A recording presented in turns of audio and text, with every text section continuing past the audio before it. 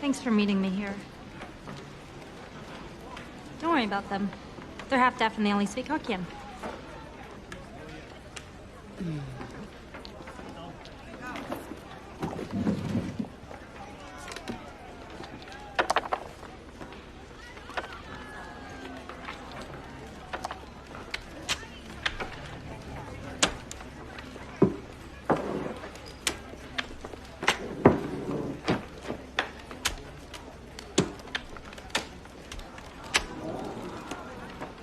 My mom taught me how to play. She told me Mahjong would teach me important life skills.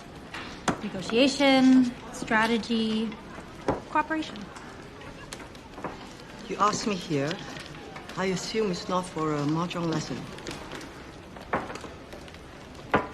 Home. My mother taught me too.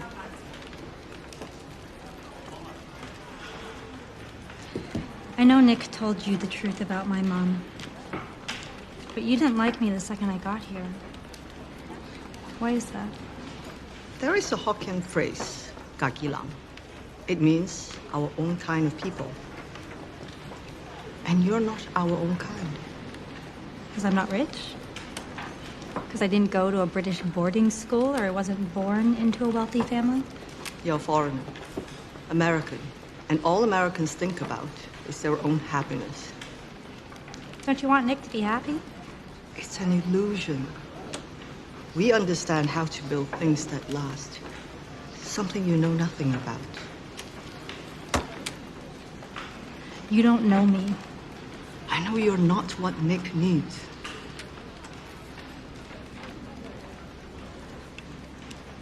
Well, he proposed to me yesterday.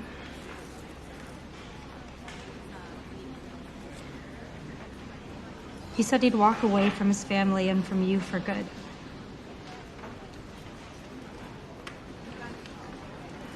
Don't worry, I turned him down.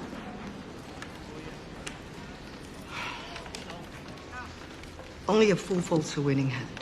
There's no winning. You made sure of that.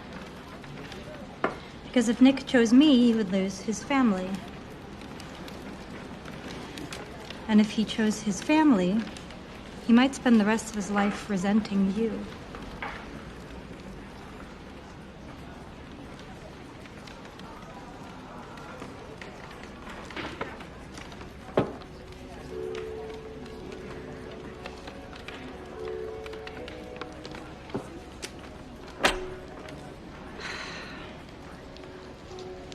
So you chose for him?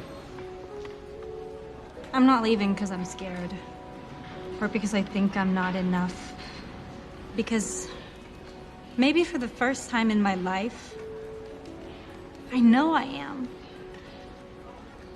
I just love Nick so much. I don't want him to lose his mom again.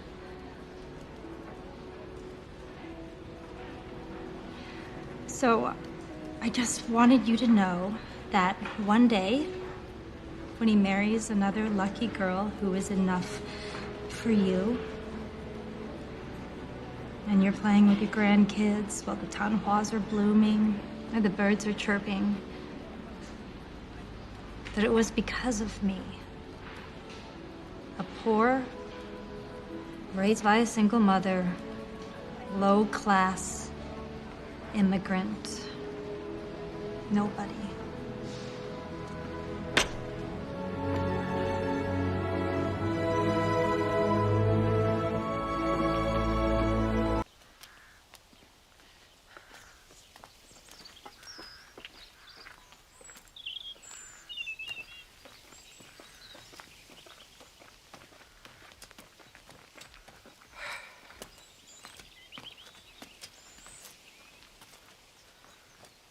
You can be at no loss to understand the reason for my journey, Miss Bennet. Indeed, you are mistaken, madam. I am quite unable to account for the honor of seeing you here. Miss Bennet, you ought to know I am not to be trifled with. But however insincere you choose to be, you shall not find me so. A report of an alarming nature reached me 2 days ago. I was told not only that your sister was to be most advantageously married, but that you, Miss Elizabeth Bennet, would be soon afterwards united to my own nephew, Mr. Darcy. Oh, I know it must be a scandalous falsehood. I instantly resolved on setting off for this place to make my sentiments known to you. If you believed it to be impossible, I wonder you took the trouble of coming so far. What would your ladyship propose by it? At once to insist upon having such a report universally contradicted. Your coming to Longbourn to see me will be taken as a confirmation of it, if indeed such a report exists. This is not to be borne. Miss Bennet, I insist on being satisfied. Has my nephew made you an offer of marriage? Your ladyship has declared it to be impossible. It ought to be so. But your arts and allurements may have made him forget what he owes to himself and all the family. You may have drawn him in. If I had, I should be the last person to confess it. Miss Bennet, do you know who I am? I have not been accustomed to such language as this. I am almost the nearest relation he has, and I am entitled to know all his nearest concerns. But you are not entitled to know mine, nor will such behavior as this induce me to be explicit. Let me be rightly understood. This match to which you have the presumption to aspire can never take place. Mr. Darcy is engaged to my daughter. Now, what have you to say? Only this, that if he is so, you can have no reason to suppose he'll make an offer to me. The engagement between them is of a peculiar kind. From their infancy, they have been intended for each other. It was the favorite wish of his mother as well as hers. While she was in her cradle, we planned the union. And now to be prevented by the upstart pretensions of a young woman without family connections or fortune. Is this to be endured? It shall not be. Your alliance would be a disgrace. Your name would never even be mentioned by any of us. These would be heavy misfortunes indeed. Obstinate, headstrong girl, I'm ashamed of you. I have not been in the habit of brooking disappointment. That will make your ladyship's situation at present more pitiable, but it will have no effect on me. I will not be interrupted. If you were sensible of your own good, you would not wish to quit the sphere in which you've been brought up. Lady Catherine, in marrying your nephew, I should not consider myself as quitting that sphere. He is a gentleman, I am a gentleman's daughter. So far, we are equal. But who's your mother? Who are your uncles and aunts? Do not imagine me ignorant of their condition. Whatever my connections may be, if your nephew does not object to them, they can be nothing to you. Tell me once and for all, are you engaged to him? I am not. And will you promise me never to enter into such an engagement?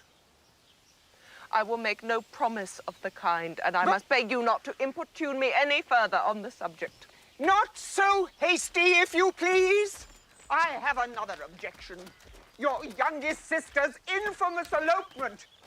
I know it all.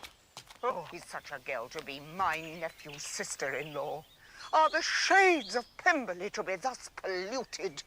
You can have nothing further to say. You have insulted me by every possible method. I must beg to return to the house.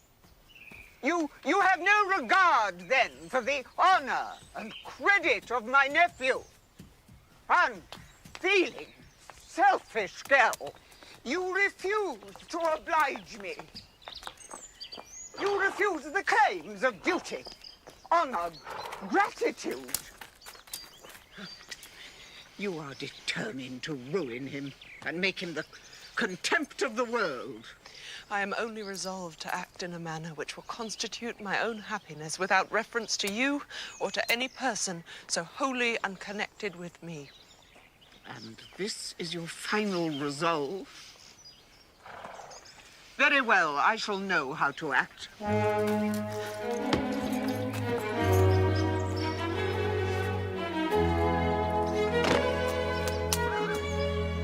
I take no leave of you, Miss Bennet. I send no compliments to your mother. You deserve no such attention. I am most seriously displeased. Drive on.